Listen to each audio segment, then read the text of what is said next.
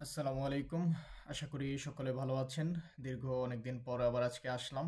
আজকে নতুন একটি ভিডিও নিয়ে আসছি। সেটা হচ্ছে টার্কিশ ই-ভিসাকে জন্য কিভাবে আপনারা অনলাইনে অ্যাপ্লিকেশন করবেন। টার্কিশ ই-ভিসা অনলাইনে অ্যাপ্লিকেশন করার সাথে সাথেই পেমেন্ট করলেই হচ্ছে আপনি সাথে সাথেই পেয়ে যাবেন। আপনারা যারা ইউরোপের বিভিন্ন দেশে যেতে চাচ্ছেন বা যাবেন, তাদের অনেক সময় তুর্কিতে লং ট্রানজিট থাকে 15 থেকে 16 ঘন্টা।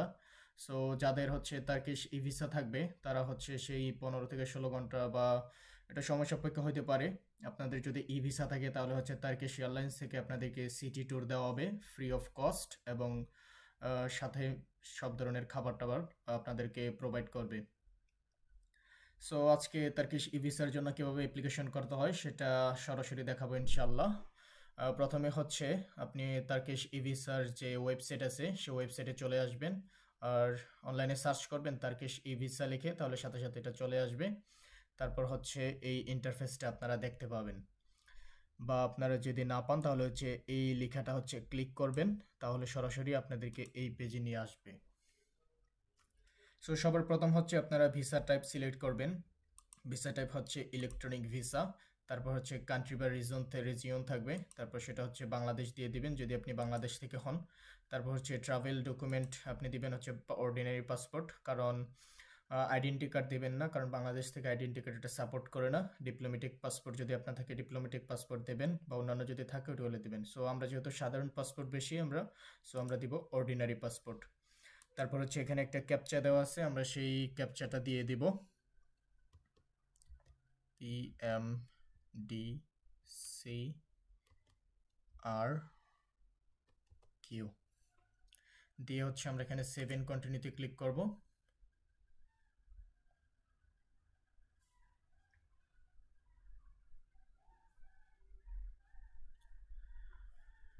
একটু লোড নিচ্ছে।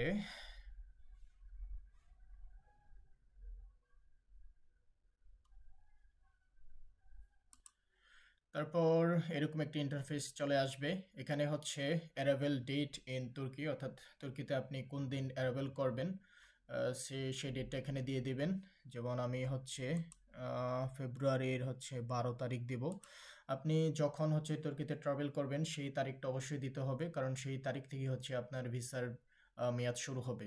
সো আপনি যদি আরও 4-5 মাস পরে যদি তুর্কিতে যান এবং এখন থেকে অ্যাপ্লাই করে রাখতে চান, তাহলে সেই 4-5 মাস পরের ডেটটাই এখানে দিয়ে রাখবেন।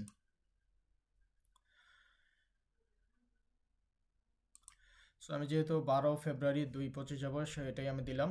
এখানে দেখাচ্ছে 12 ফেব্রুয়ারি 2025, 30 দিন 10 আগস্ট। এখান থেকে হচ্ছে আমার ভিসার শুরু হবে।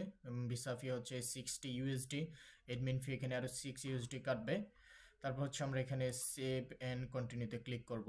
সেভ অ্যান্ড কন্টিনিউতে ক্লিক করার পর তারপর হচ্ছে আমরা এখানে কিছু টিক মার্ক দিয়ে দিব, এগুলো পরে নেবেন। মাই passport covers the period that I will be studying turkey, অর্থাৎ টার্কিতে আমি কতদিন থাকবো সেটা কভার করে।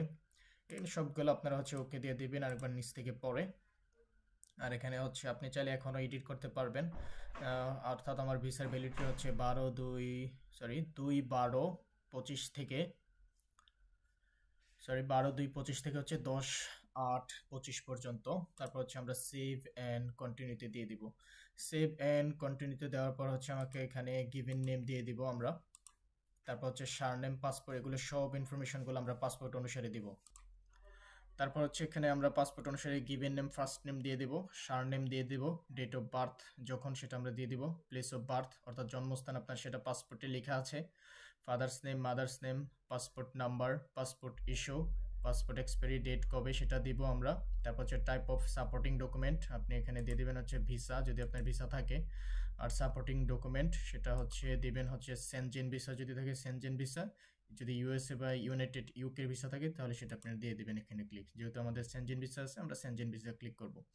তারপর সাপোর্টিং ডকুমেন্টের উপরে একটা নাম্বার থাকে, সেই নাম্বারটা এখানে দিয়ে দিবেন, অর্থাৎ ভিসার যে নাম্বার। তারপর হচ্ছে আপনার ভিসার ভ্যালিডিটি কবে থেকে শুরু হবে এখানে সেই ডেটটা দিয়ে দিবেন। তারপর হচ্ছে এখানে ভিসার এক্সপায়ার কবে হবে সেটা দিবেন। অনেক সময় দেখা গিয়েছে যে আপনি এখানে যখন ফাইলগুলো সব সাবমিট করবেন তখন একটা এরর দেখা দিতে পারে যদি আপনার ভিসার মেয়াদ শেষ হয়ে যায়, অর্থাৎ আপনি তুর্কিশ ভিসার আগে যদি আপনার ভিসার মেয়াদ শেষ হয়ে যায়, যে সাপোর্টিং ডকুমেন্ট দিবেন সাথে, তাহলে কিন্তু এখানে একটা এরর দেখা দিবে। তখন এখানে আনলিমিটেড লেখা দিয়ে সাবমিট করে দিবেন। তারপর হচ্ছে আপনার ইমেল অ্যাড্রেস দিবেন, ফোন নাম্বার দিবেন এবং অ্যাড্রেস দিবেন। এবং অ্যাড্রেসের মধ্যে কখনো হাইফেন দিবেন না, হাইফেন দিলে হচ্ছে আপনার এটা সাবমিট হবে না। সো এটা দেওয়ার পর হচ্ছে সরাসরি আপনার কাছে একটা, আপনি যে ইমেলটা দিবেন সেই ইমেলের মধ্যে একটা কনফার্মেশন যাবে এবং দেখতে সেটা যেরকম হবে আমি দেখাচ্ছি।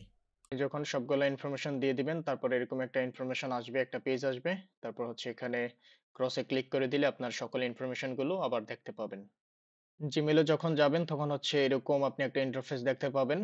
তারপর হচ্ছে এখানে অ্যাপ্রুভে যখন আপনি ক্লিক করবেন সরাসরি হচ্ছে আপনাকে পেমেন্ট অপশনে নিয়ে যাবে, যেরকমটা আপনারা দেখতে পাচ্ছেন।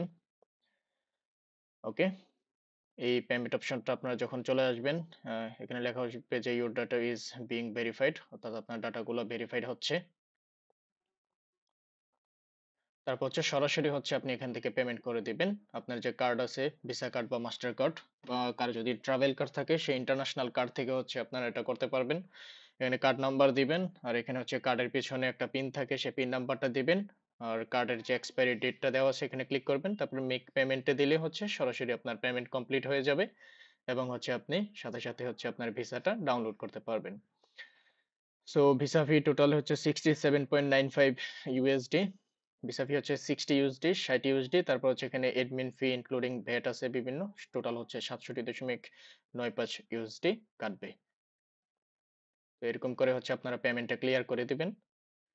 পেমেন্ট ক্লিয়ার পর কিরকম ইন্টারফেস দেখতে পাবেন সেটা এখনই দেখতে পাবেন।